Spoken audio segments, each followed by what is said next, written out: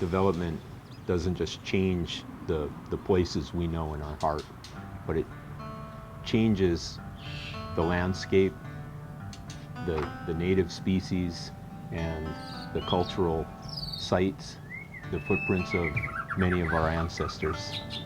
It changes them not just for us, but it changes them for every generation going forward.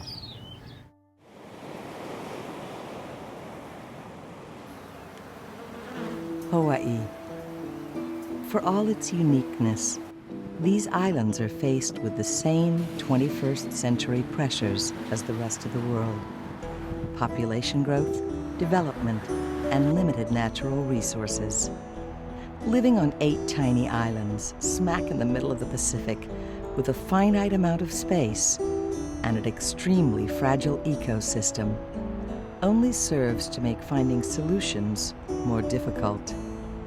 The big quandary, how to create a balance between progress, preserving our cultural heritage, and our precious natural environment. In short, how do we keep paradise, paradise, while moving forward? Sound like an impossible task? Well, maybe not. The nonprofit Hawaiian Islands Land Trust is hard at work, and visitors as well as locals are reaping the benefits. The trust works with landowners to prevent future development of areas deemed culturally or environmentally significant. The result, Hawaii's iconic views and wild places, will always be there for all of us to enjoy. If you really think about what is truly special about this incredible place, Hawaii, it's the natural areas, it's the mountains, it's the beaches, it's the incredible sunsets and sunrises. It's not more subdivisions, it's not more shopping malls, it's not more resorts. There's a place and a time for those, but it has to be done in a balanced way. We must protect what's truly unique and special about Hawaii, its natural areas. If we don't protect these places, the character and sustainability of Hawaii can literally disappear. For the Trust's tiny staff, it's a huge job, supported for the most part by volunteers. Contrary to popular belief, land preservation isn't about finding great places and locking them away. Just the opposite, in fact. Preservation is about saving these places so that they can be enjoyed right now as well as in the future. Want to see how it works? The next time you're on Maui, come reconnect with Mother Nature at one of her favorite haunts, the Waihe'e Coastal Dunes and Wetland Refuge. Before the Trust acquired the 277 acres in 2004, it was destined to become a golf course. From the Kahului Airport, the refuge is a quick 8-mile drive down Highway 340. Look for the brown and white sign on the right. It's easy to miss. Turn right, then left.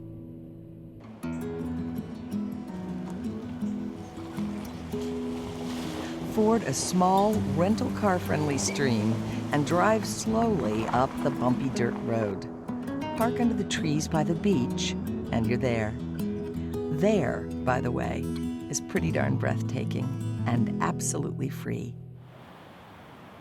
It's a short walk down the path to rope swings, picnic benches, and tidal pools. Camping is permitted, but you need to register in advance. In a place where crowds and traffic noise are replaced by the sound of wind, surf, and the cries of seabirds, tranquility can set in rather quickly. But there's a lot more than the beach to be explored at Waihe'e. Feel free to roam at your own pace, but the best way to really understand the place is to hook up with Scott Fisher's guided tour. It's free too. It's a place that I've been coming down to since I was very young. It's where I learned to fish. In particular, this is where we used to come to catch octopus, He'e. About 20,000 years ago, with the ice ages, the water level dropped about 300 feet. The whole central valley of Maui, that isthmus of Maui, was one massive sand dune system. These are really the last of the unchanged dunes that are just still intact. They're 200 feet high. Mythologically, they were said to have been built by the goddess Hawai'i, the goddess of childbirth, to protect a very sacred tree known as Kalauke Kahuli. What's so cool about this land is three things. It's the wetlands, where we actually do habitat restoration. We restore habitat for endangered species. And we have about 7 endangered species on the property. But there's also other species that could be in these dunes that we want to bring back. So it's the opportunity to really bring it back and restore the health of the ecosystem. That's the first thing. Second thing is that there's about 93 state-listed archaeological sites that date back to about 1,000 years ago. About 1,000 years of human life on this land. And we see numerous house sites. We see taro patches, which in Hawaiian are known as lo'ikalo. The single largest feature is an inland fish pond, which in Hawaiian is known as a loko kalo'i'a. It's a freshwater fish pond, 7 acres of fish and taro. And the third was actually to bring people onto the land so they could understand the importance of connecting to the land. So one of the things that we do is we bring students down here, kids of all ages, learning, actually putting into practice the healing of the land. And then there is the Waihe'e stream. For centuries, a favorite local fishing spot for o'opu, the Hawaiian goby. But after years with its flow being diverted, the river was practically dry and the o'opu gone. So the Trust set about rescuing both. Today, over 10 million gallons of clean water run out of the mouth of the Waihe'e each day, and the o'opu are back. Most of the plants that you see in the lower elevations in Hawaii are not native. What's happened, because when humans come in, they change their environment, they change the ecosystems. Over time, that ecosystem modification have really, really negative impacts on the habitat. We don't want to recreate the past. This is not some sort of park that is a historic anomaly.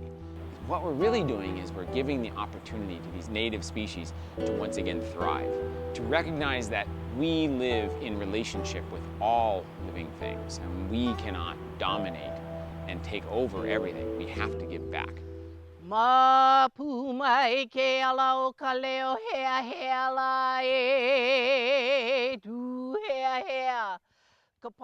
Well, the land for Hawaiian people and within Hawaiian culture is not just dirt.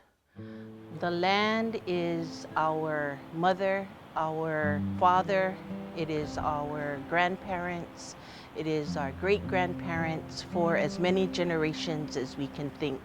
I don't know why it feeds our soul, but it just does. It reaches into what Hawaiians call your na'au, your guts. It reaches into there, and your DNA tells you, this is what I like, this is what I feel. We call that ancestral memory. Somewhere in the back of your ancestry, there is a grandparent that is saying, listen, look, this is what it's all about.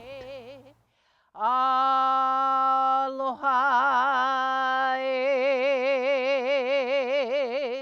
Well, the good news is development stops where conservation begins. And the choice is ours. If we conserve it, it'll be there for our children to enjoy. And if we don't, it's lost and it's just gone forever. It's just not something we can do to our children and to the planet.